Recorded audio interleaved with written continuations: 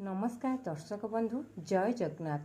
आज वीडियो को आपण को स्वागत। दर्शक बंधु पवित्र चिता लगे अमावास्या जहाँकि दीर्घ 200 वर्ष पर दुर्लभ संयोग घटवाक जाऊँगी पवित्र चिता लगे अमावास्या रे। दुर्लभ राजयोग संगठित होउथिबारु किछि गोटे राशिचक्र उपर यार अत्यंत शुभ परिणत प्रभाव पड़ाक जाऊँगी, जहाँ फल कि भाग्यर ताला खोलवाक जाऊँगी এই भाग्यशाली राशिचक्र जीवन रे।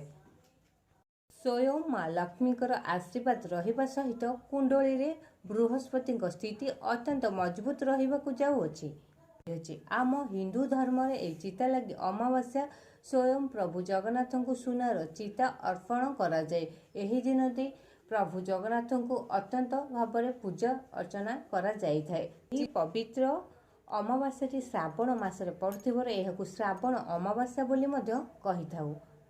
ता सहित ए पवित्र चिता लगी अमावास्या रे शुभ दुर्लभ राजयोग सहित कुबेर जोग मध्य सृष्टि होउची, जे कि धन एवं ऐश्वर्यर कारक कुबेर देव अत्यंत शुभ प्रभाव पकईवाकु जाउछन्ती 12 गोटी राशिचक्र उपर। सेथि मध्यरु किछि गोटी राशि हेबाकु जाउछन्ती अत्यंत भाग्यशाली। तो दर्शक बंधु हुए तो ये भाग्यशाली राशिचक्र भितर आपण राशि थाई पारे। आपण मैंने जब आम चैनल को सब्सक्राइब करना तो निहत आम चैनल को सब्सक्राइब कर दिंतु, जहाँ फल कि आम प्रथम नोटिफिकेशन आपण पाखे जाई पहुँची पार एवं आपण जानीपर आपण राशिचक्र विषय।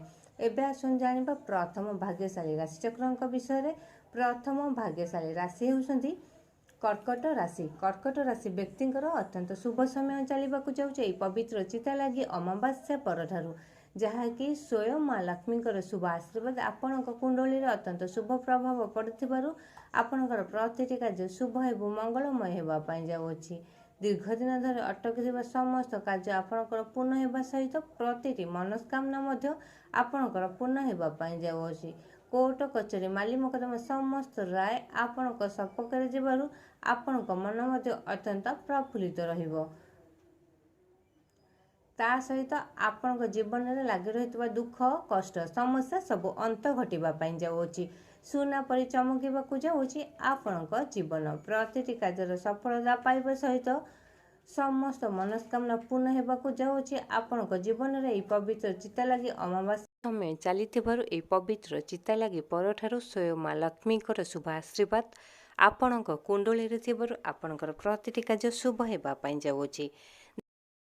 बिजनेस वाणिज्य आपण प्रचुर टंका इन्वेस्ट करने सहित समाज आपणकर मान सम्मान जस बुद्धि पाइबापी जाऊँगी।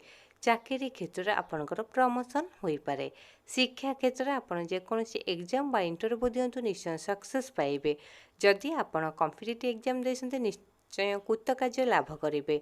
आपणकर शुभ समय चलुथिबारु दीर्घ दिन धरी लगी रही आपण स्वास्थ्यावस्था नूतन परिवर्तन देखादेव, जहाँफल कि आपण स्वास्थ्य बहुत भल रहिबो। कोर्ट कचेरी माली मोकदमा समस्त राय आपण सपक्ष जीवारु आपण मन मध्य अत्यंत प्रफुल्लित रहिबो।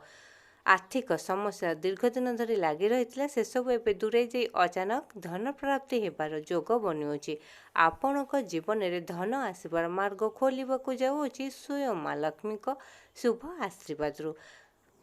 प्रतिटी कार्य शुभ एवं मंगलमय होगा सहित आपणकर प्रतिटी मनस्कामना पूर्ण होगापाई जाऊँचे पवित्र चिता लगी अमावास्या परठारु माँ लक्ष्मी शुभ आशीर्वाद। एबे आसंतु जानिबा द्वितीय भाग्यशाली राशिचक्र विषय। द्वितीय भाग्यशाली राशि होउछन्ती कन्या राशि। कन्या राशि व्यक्तिंकर अत्यंत शुभ समय चलवाक जाऊँचे पवित्र चिता लगी अमावास्या परठारु, जहाँकि आपणक कुंडली रे स्वयं माँ लक्ष्मी शुभ आशीर्वाद रही दीर्घ दिन धरी अटकी समस्त कार्य पूर्ण होगाक जाऊँगी एवं आपण को बाकी देय अति सहजरे मिल।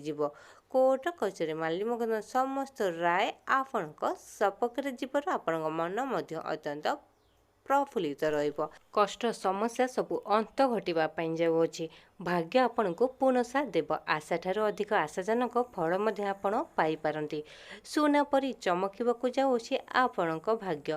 बिजनेस वाणिज्य क्षेत्र में आपण प्रचुर टंका इन्वेस्ट करने सहित समाज आपणकर मान सम्मान जस बुद्धि पाइबापाई जाऊँगी। आपण परिवार दीर्घ दिन धरी लगी रही तिक्तता एवं अंत घटवापाई जाऊँगी। आपण परिवार सुख शांति ସମୃଦ୍ଧି ଫେରି ଆସିବ। ସ୍ୱୟଂ ମା ଲକ୍ଷ୍ମୀଙ୍କ ଶୁଭ ଆଶୀର୍ବାଦରୁ ଆପଣଙ୍କ ଜୀବନରେ ଧନ ଆସିବାର ମାର୍ଗ ଖୋଲିବାକୁ ଯାଉଅଛି। ହୁଏତ ଆପଣ କୋଟିପତି ବନିପାରନ୍ତି। ପ୍ରତିଟି କାର୍ଯ୍ୟ ଆପଣଙ୍କର ଶୁଭ ଏବଂ ମଙ୍ଗଳମୟ ହେବା ପାଇଁ ଯାଉଛି। ସ୍ୱୟଂ ମା ଲକ୍ଷ୍ମୀଙ୍କ ଶୁଭ ଆଶୀର୍ବାଦରୁ ଏହି ପବିତ୍ର ଚିତାଲାଗି ଅମାବାସ୍ୟା ପରଠାରୁ।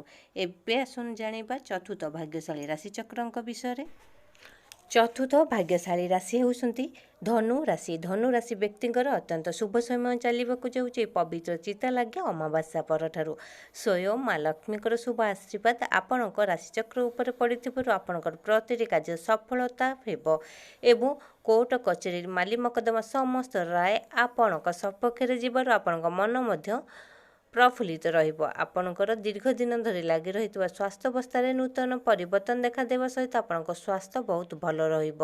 ଚାକିରି କ୍ଷେତ୍ରରେ ଆପଣଙ୍କର ପ୍ରମୋସନ୍ ହୋଇପାରେ। ଶିକ୍ଷା କ୍ଷେତ୍ରରେ ଆପଣ ଯେକୌଣସି ଏକ୍ଜାମ୍ ବା ଇଣ୍ଟରଭ୍ୟୁ ଦିଅନ୍ତୁ ନିଶ୍ଚୟ ସକ୍ସେସ୍ ପାଇବେ।